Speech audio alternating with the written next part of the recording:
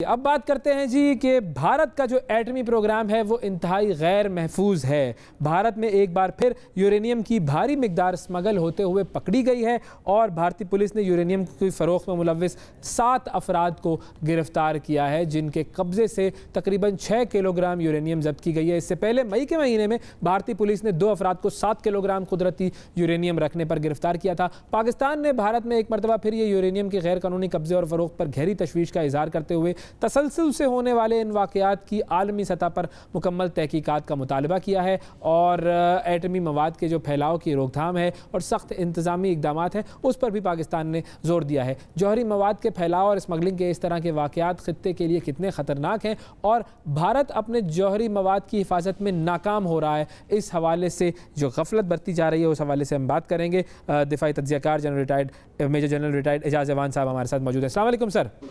वालेकुम अस्सलाम।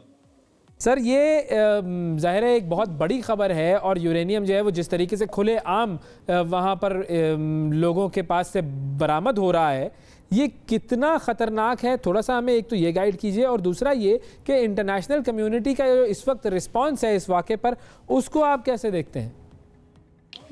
Thank you. देखिए, बात यह है कि पहली बात यह है, ये बहुत एक अफसोसनाक बात है। अगरचे ये नेचुरल यूरेनियम है और वेपन ग्रेड नहीं है, एनरिच्ड नहीं है, लेकिन इसका 3-4 दफा पकड़े जाना और इस तरह किलोग्राम्स की सूरत में स्मगल होना within the region to other countries, ये यकीनन एक बहुत बड़ा लैप्स है।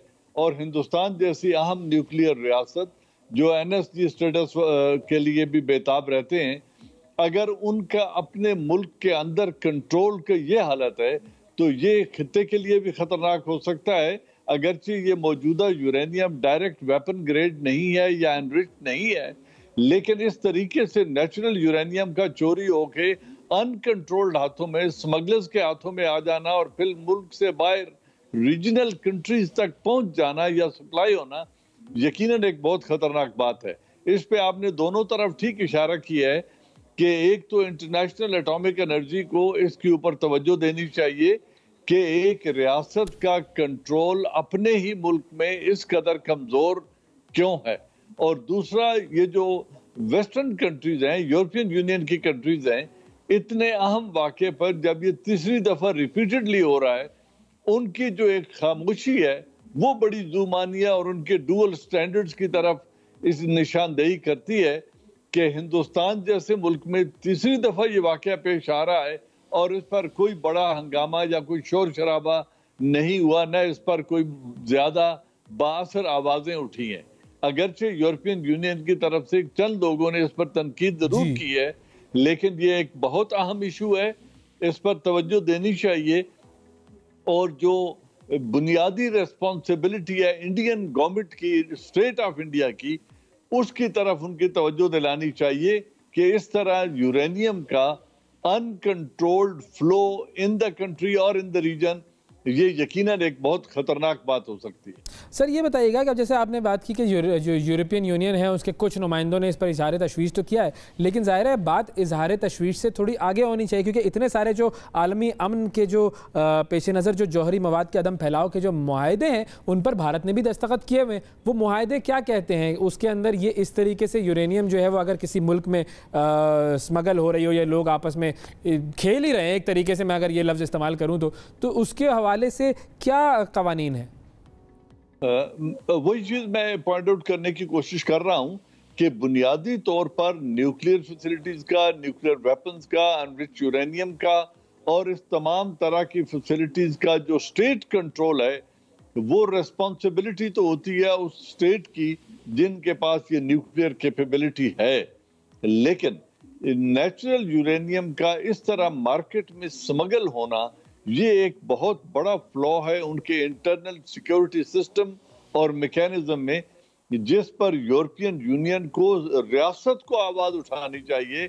इंटरनेशनल एटॉमिक एनर्जी कमीशन को इस पर तवज्जो देनी चाहिए कि अगर ये जो नेचुरल यूरेनियम है, अगर ये कुछ ऐसे कुव्वतों के हाथ में लग जाती है तो इसकी फर्दर प्रोसेसिंग या एनरिचमेंट के लिए जो भी मुल्क कोशिश करना चाहते हैं या जिनके पास फैसिलिटी मौजूद है, वो इसका फायदा उठा सकते हैं, जो कि इंतहाई खतरनाक भी हो सकता है। जी, मैं चाहूंगा सर इसको थोड़ा सा अगर आप एलाबोरेट करें हमारे नाजरीन के लिए कि जो यूरेनियम है ये कितना खतरनाक साबित हो सकता है और इससे क्या क्या किया जा सकता है, ये थोड़ा सा गाइड कीजिएगा प्लीज। देखिए, मौजूदा सूरत में जिस तरह नेचुरल यूरेनियम की बात है, इससे बज़ाहिर तो कोई हथियार नहीं बनाए जा सकते, कोई डर्टी बॉम्ब नहीं बनाया जा सकता, जिसको हम कहते हैं ताबकारी के चीज, तो उसके लिए डायरेक्टली तो इस्तेमाल नहीं किया जा सकता मौजूदा सूरत में। लेकिन नेचुरल यूरेनियम ही होती है जिसको फर्दर प्रोसेसिंग प्लांट्स में एनरिच किया जाता है और एनरिच करके वेपन ग्रेड की तरफ बढ़ा जा सकता है। अब इसकी स्मगलिंग कहाँ हो रही है? क्या इसमें रियासत हिंदुस्तान इन्वॉल्व है? क्या उनके न्यूक्लियर साइंटिस्ट इसमें इन्वॉल्व हैं? या क्या एनरिच यूरेनियम के जो माइंस हैं वो इतनी लूज और ओपन है कि जो आदमी चाहे वहां से यूरेनियम निकाल ले और स्मगल करनी शुरू कर दे? ये जो 3-4 चीजें हैं, ये खतरनाक ट्रेंड है जिसको कंट्रोल करना जरूरी है। Right at the moment in the given state ये कोई वेपनाइज्ड ग्रेड की नहीं है, न इससे कोई खतरनाक हथियार फिलहाल बनाया जा सकता है मौजूदा हालत में। इसकी अफजाइश नहीं होती, ये कदम जरूर है, ये वो बुनियादी रॉ मटेरियल जरूर है जो वेपनाइजेशन की तरफ प्रोग्रेस करके आगे एनरिचमेंट ऑफ यूरेनियम में जाहिर है इस्तेमाल होता है। सही। और मुझे ये भी बताइएगा कि पाकिस्तान जो है वो इस इशू को किस तरीके से हाईलाइट कर सकता है और कितना हाईलाइट किया जाना चाहिए, क्योंकि अगर यही चीज़ पाकिस्तान में हुई होती खुदा न खास्ता तो उस पर इंटरनेशनल कम्युनिटी का जो रिस्पॉन्स है वो हम सब इमेजिन कर सकते हैं। देखिए, अभी आप ही के प्रोग्राम में जो एक चीज अभी आप मौलाना अशरफी साहब से कनाडा के हादसे के ऊपर बात कर रहे थे, इधर अगर आसिया को सजा होती है तो पूरी क्रिश्चियन दुनिया चीख उठती है जी। अगर हजरत बल के मजार पर हमला हिंदू करते हैं तो मुकम्मल खामोशी रहती है इंडियन ऑक्यूपाइड कश्मीर में। आज वहां एक मुसलमानों के खानदान को मजहबी तासुब की वजह से कत्ल कर दिया गया है, तो ये कंटेंट है एक ही मुल्क के अंदर और इसको हम जिस पे बात कर रहे हैं, लेकिन पूरी दुनिया में शोर शराबा नहीं होता। तो ये जो आप कह रहे हैं, अगर खुदा न खास्ता ये पाकिस्तान के अंदर होता तो फिर इसके तरह तरह की इख्तराएं निकाली जाती कि ये तो दहशत गर्दों के हाथ में लग सकता है, ये तो अफगानिस्तान में जा सकता है, इससे वेपन ग्रेड में इसकी फर्दर प्रोसेसिंग हो सकती है और रियासत पर पाबंदी लगनी चाहिए, इनकी इंस्पेक्शन होनी चाहिए, इनके वेपन ग्रेड यूरेनियम के स्टॉक्स को देखना चाहिए।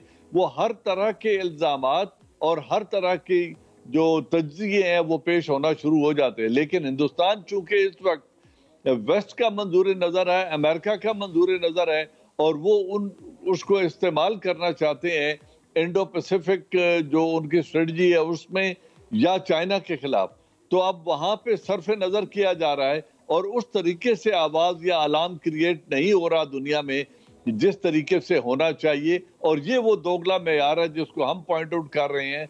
मेरे ख्याल में पाकिस्तान ने इंटरनेशनल एटॉमिक एनर्जी कमीशन की तवज्जो इस तरफ दिलवाने के लिए उस पर बात की है। सही। पाकिस्तान का अब रिस्पॉन्स क्या होना चाहिए, किस किस फोरम पर ये मामला लेके जा सकते हैं? मेरे ख्याल में इंटरनेशनल एटॉमिक एनर्जी कमीशन को जब हमने फॉर्मली इन्फॉर्म कर दिया और उनकी तवज्जो इस तरफ दिला दी है, जो यूरोपियन यूनियन के परमानेंट 5 मेंबर्स हैं उनकी तरफ उनकी तवज्जो दिलानी चाहिए इस इंसिडेंट की तरफ कि ये यूरेनियम का इस तरह मार्केट में स्मगल होना रीजन के लिए कितना खतरनाक साबित हो सकता है। बिल्कुल ठीक है जी, बहुत शुक्रिया अदा करेंगे जी। हमारे साथ major general retired Ejaz Awan साहब मौजूद थे और हम बात कर रहे थे कि किस तरीके से भारत में यूरेनियम जो है वो उसकी भारी मिकदार स्मगल होते हुए पकड़ी गई। भारतीय पुलिस ने यूरेनियम के फ़रोख्त में मुलव्विस 7 अफराद को गिरफ्तार किया है और उनके कब्जे से 6 किलोग्राम यूरेनियम जब्त की गई है। और ये वाक़या पहला वाक़या नहीं है, इससे पहले भी ये वाक़या इस तरह के पेश आ चुके हैं। मई के महीने में भारतीय पुलिस ने 2 अफराद को 7 किलोग्राम कुदरती यूरेनियम रखने पर गिरफ्तार किया था। और अब अगर आप दुनिया का रिस्पांस देखें तो आप सबके सामने है, पाकिस्तान में अगर इस तरह का कोई वाक़या खुदा न खास्ता होता तो किस तरीके से इल्ज़ाम लगाए जाते सारी दुनिया की तरफ से। वेस्टर्न वर्ल्ड जो है वो उस वक्त चरागपा होता, सीखपा होता और शोर मचा रहा होता कि पाकिस्तान के ऊपर पाबंदियाँ लगनी चाहिए। फेटफ वाले जो है वो शोर मचा रहे होते कि ये पाकिस्तान में क्या हो रहा है। लेकिन अब जब भारत में इस तरह के वाक़यात मुसलसल सामने आ रहे हैं और बार बार इस तरह के वाक़यात सामने आ रहे हैं, वहाँ की पुलिस जो है वो पकड़ रही है। महाराष्ट्र में ये वाक़या पेश आया था, जिसके तरफ मैंने अभी इशारा किया, ये वो वाक़यात हैं कि जिसकी तरफ इंटरनेशनल कम्युनिटी बिल्कुल भी वो रिस्पांस जो कि उनसे एक्सपेक्ट किया जाता है वो रिस्पांस नहीं दे रही। अब ये बायसनेस है उनकी, उनको पता है कि भारत जो है वो एक बहुत बड़ी मार्केट है और उनसे बहुत ज़्यादा ट्रेड और इकोनॉमी के मामलात वाबस्ता हैं, इस वजह से वो वाबस्ता मामलात की वजह से ये मामलात जो है वो इस तरीके से इंटरनेशनली ज़्यादा हाईलाइट नहीं हो रहे। लेकिन बहरहाल पाकिस्तान जो है वो इन वाक़यात को सामने लाता रहेगा और बताता रहेगा दुनिया को कि किस तरीके से भारत में एटॉमिक जो उनका प्रोग्राम है वो गैर महफूज है। हमारे एटमी प्रोग्राम पर आवाज़ें उठाई जाती हैं और उसको शक की नज़र से देखा जाता है। दुनिया के वो ममालिक जो हमें शक की नज़र से देख रहे हैं उनके लिए ये बात आंखें खोलने के लिए काफ़ी है। हमारे साथ सेनेटर सहर कामरान साहबा मौजूद है पाकिस्तान पीपल्स पार्टी की, उनसे भी हम इसी हवाले से बात करते हैं। अस्सलाम वालेकुम सहर साहबा। जी वालेकुम सलाम। सहर साहबा, बहुत शुक्रिया, आपने प्रोग्राम के लिए वक्त निकाला। बहुत अहम मामला है, बहुत अहम मुद्दा है। पाकिस्तान को क्या करना चाहिए और इंटरनेशनल कम्युनिटी का जो रिस्पॉन्स है उसको आप कैसे देखती हैं? देखिए, ये एक इंतहाई मैं समझती हूँ कि सीरियस मामला है, क्योंकि एक नहीं एक के बाद दूसरा वाक़या सामने आता है। 30 डेज़ के अंदर यूरेनियम थेफ्ट के 2 वाक़यात रिपोर्ट होते हैं भारत में, और इससे पहले भी जो एक फर्जाइल और फॉल्टी सिक्योरिटी सिस्टम है भारत का वो एक्सपोज होकर सामने आया है। ना तो ये सिर्फ मैं ये कहूँगी कि जो इंटरनेशनल कन्वेंशंस हैं जो न्यूक्लियर सिक्योरिटी और सेफ्टी के ऊपर यूएन सिक्योरिटी काउंसिल की रेजोल्यूशन है, जो यूएन सिक्योरिटी काउंसिल का चार्टर है, वो तमाम चीज़ों की यूएन का चार्टर है, उनकी वायलेशन है सीरियस। और इस पर आलमी दुनिया की खामोशी, आलमी मीडिया की खामोशी इंतहाई तशवीशनाक है, क्योंकि इसका जो सिक्योरिटी का जो कंसर्न है वो सिर्फ रीजनल नहीं है बल्कि ग्लोबल कंसर्न है कि किस तरीके से जो ताबकारी मटीरियल है वो अनऑथराइज हाथों में जाता है, किस तरीके से उसकी ब्लैक मार्केटिंग होती है, किस तरीके से वो ऑनलाइन सेल पे जाता है, और एक के बाद दीगर जो है एक करके वाकयात इस तरह के रिपोर्ट होते रहते हैं भारत में। सहर साहब, तो ये जो रिकॉर्ड है भारत का, nuclear safety and security institutions जो हैं उनका किरदार क्या है? वो क्या इस तरह की जो खरीदो फरोख्त है उसको रोकने के लिए क्या उन्होंने मेजर्स लिए हुए हैं और वो इस पर क्या कर सकते हैं भारत के खिलाफ?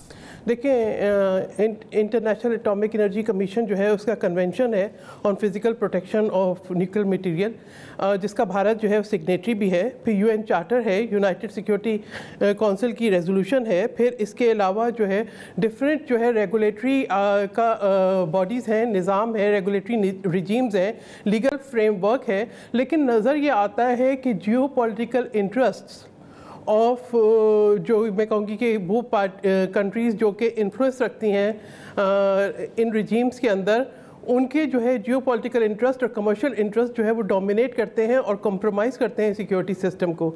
अगर इसी तरह का कोई वाक़या अगर पाकिस्तान में होता तो मुझे पता है कि पूरी दुनिया का मीडिया जो है वो चीख रहा होता, एक बहुत सारे जो है तजावीज़ आ गई होती हैं सैंक्शन की। लेकिन यहाँ पर हम देखते हैं कि इंसानी हकूक़ के वो अलमबरदार जो कि आम तौर पर इस तरह के मामलात पर बड़े फाल तरीके से बोलते हैं, उनकी आवाज़ें भी दबी दबी आ रही हैं। कोई इक्का दुक्का ट्वीट, कोई छोटा मोटा बयान, और स्पेशली जो EU का जो एक्सटर्नल सर्विसेज है उनका जो स्टेटमेंट है कि वो अभी तहकीकात को देख रहे हैं। आप तहकीकात को देखते रहेंगे, कितनी तहकीकात को देखेंगे? इससे पहले भी हमने देखा कि भारत के अंदर इस तरह के वाक़यात हुए। भारत की जो अनडिक्लेयर्ड न्यूक्लियर फैसिलिटीज़ हैं वहाँ से यूरेनियम कहाँ जाता है, वहाँ से ताबकारी मटेरियल कहाँ जाता है, फिर जो है क्यों उसको जो है जब वो इस तरह के वाक़यात रिपोर्ट होते हैं और उनके ऊपर जो है तहकीकात जो है वो अधूरी रह जाती हैं या वो रिकवर नहीं होते, तो उसके ऊपर क्या आलमी दुनिया एक्शन लेती है और क्यों भारत को NSG वेवर दिया गया है ताकि वो यूरेनियम स्टॉक पाइल कर सके और उसकी ब्लैक मार्केटिंग कर सके। तो मैं समझती हूँ कि इस पर पाकिस्तान को तशवीश होनी ही चाहिए, जो भारतीय एक अज़ाइम है उनकी वजह से, कि वो किस तरीके से जो है जो कि वो पीसफुल यूजेज के लिए भी लेता है ताबकारी मटीरियल या जो यूरेनियम, उसको वो इस्तेमाल करता है वेपनाइजेशन के प्रोग्राम में। वो एक चीज़ है जिसके ऊपर हमारे जो है कंसर्न्स है। लेकिन दूसरी तरफ अनऑथराइज हाथों में आ जाना, उसकी ब्लैक मार्केटिंग होना, उसका पकड़े जाना, और उसको भारत समझता है कि इक्का दुक्का वाक़यात को रिपोर्ट कर दें तो उससे शायद वो रिस्पॉन्सिबल स्टेट हो जाए। वो रिस्पॉन्सिबल स्टेट साबित नहीं होता, उसका जो faulty and fragile security system है वो एक्सपोज हुआ है। And I believe this is the right time for the international community to take a serious action. या तो IAEA की जो मॉनिटरिंग है उसको स्ट्रिक्ट किया जाए। जो है उसे क्या करना चाहिए? मैं तो समझती हूँ कि इस मामले को लेके और जो पिछला रिकॉर्ड है भारत का उसको लेके सामने हमें बिल्कुल जो है भारत के ऊपर जो एक उनको वेवर दिया गया है, उनको जो एक्सेप्शन दी गई है, उनको जो जिस तरीके से वो तिजारत कर रहे हैं न्यूक्लियर मटेरियल की, जिस तरीके से इंपोर्ट कर रहे हैं, उसके ऊपर भारत पाकिस्तान को आवाज़ बुलंद करनी चाहिए। मैं तो समझती हूँ कि इस तरह के मामला अगर पाकिस्तान में होते तो क्या होते हैं, तो हमसे सेंक्शंस की बात करते, तो हम भारत पे सेंक्शंस की बात क्यों ना करें? बिल्कुल होनी चाहिए, इसलिए कि इससे ना सिर्फ खित्ते का अमन बल्कि आलमी अमन को खतरा है। आप देखें कि खित्ते में किस किस्म के हालात हैं। अभी अफगानिस्तान से अमेरिकी अफवाज का इनखला है, आप ही देखें कि डिफरेंट ग्रुप्स एग्जिस्ट करते हैं, और ये देखना है कि ये जो ताबकारी मटेरियल है ये कहाँ जा रहा था और किन पर्पसेस के लिए इस्तेमाल हो रहा था। इनकी बिल्कुल, और ये भी पता लगाने की ज़रूरत है। सेनेटर सहर कामरान साहिबा हमारे साथ मौजूद हैं और बात हो रही है कि भारत में किस तरीके से यूरेनियम जो है वो आज़ादी से उसकी नकलो हरकत हो रही है और वो भारतीय भारी मिकदार उसकी जो है वो स्मगल होते हुए पकड़ी गई है। जी सहर साहिबा, आप कह रही थी कि एक तो ये कि पाकिस्तान को मुख्तलिफ पाबंदियों का मुतालबा करना चाहिए भारत के हवाले से। जी बिल्कुल, इसकी मॉनिटरिंग होनी चाहिए, पाबंदियों का मुतालबा करना चाहिए। बल्कि मैं ये समझती हूँ कि इस रीजन के अंदर जितनी कंट्रीज़ हैं और ग्लोबली स्पेशली NST मेंबर जो स्टेट्स हैं उनको देखना चाहिए है कि क्या वो वेवर अभी भी इंडिया उससे फ़वाइद हासिल करेगा अगर वो अपने सिक्योरिटी सिस्टम को मुस्तहकम नहीं कर सकता। मैंने कुछ थोड़ा सा डाटा निकाला है कि अभी जून 2021 के अंदर 7 अफराद जो है वो गिरफ्तार हुए 6 किलोग्राम यूरेनियम फरोख्त करते हुए। उससे पहले 30 दिन के अंदर ही यानी 5 मई को जो है महाराष्ट्र के अंदर 7 किलोग्राम जो है वो यूरेनियम और हाईली रेडियो एक्टिव यूरेनियम जो है वो 21 करोड़ में फ़रोख्त के लिए जो है वो लोग कोशिशें कर रहे थे और वो लोग गिरफ्तार हुए 2 लोग। इससे पहले जो है 2016 के अंदर भी 2 लोग गिरफ्तार हुए जो कि 8 से 9 किलोग्राम यूरेनियम जो है वो फ़रोख्त कर रहे थे, जो कि 24 करोड़ के अंदर फ़रोख्त कर रहे थे। अब ज़रा आप कीमत देखें और आप ये देखें कि ये किस तरीके से ऑनलाइन भी फ़रोख्त होता है, ब्लैक मार्केटिंग भी इसकी हो रही है। फिर इसके बाद जो स्क्रैप डीलर्स हैं इनकी फैक्ट्रीज में जहाँ इस्तेमाल होता है, असल में तो इनको चाहिए कि वो IAEA को रिपोर्ट करें और उनको रिटर्न करें, लेकिन इनके जो है वो ये होता है कि रिपोर्टिंग भी नहीं होती इनकी, और ये जो है लाइमलाइट में भी नहीं ऐसे इनके इंसिडेंट्स आते, और ये लोग जो हैं वो फैक्ट्री के जो मशीन्स फ़रोख्त करते हैं उसके साथ साथ यूरेनियम भी फ़रोख्त कर देते हैं स्क्रैप के अंदर। इससे पहले इनका एक जो फॉर्मर जो है चेयरमैन है एटॉमिक एनर्जी कमीशन के, उनका भी एक बयान सामने आया था अनिल साहब का कि जो है वो जो एक शॉर्टकट्स इस्तेमाल होते हैं यूरेनियम के लिए उसमें चेक एंड बैलेंसेस स्ट्रॉन्ग नहीं है। तो इसी तरीके से जो है इससे पहले 25 वाक़यात रिपोर्ट हुए थे जिनमें से इन्होंने कहा कि थेफ्ट के, जिसको ये थेफ्ट के नाम पर, ये थेफ्ट नहीं है। आप कैसे सोच सकते हैं कि फैक्ट्री से और ऐसी जगह पे जहाँ पे ताबकारी मटेरियल है बगैर किसी इन्वॉल्वमेंट के बाहर पहुँच सकता है। उन 25 वाक़यात में से इन्होंने कहा कि 12 वाक़यात के अंदर रिकवरी हुई तो 13 मिस्टीरियस क्यों रहे।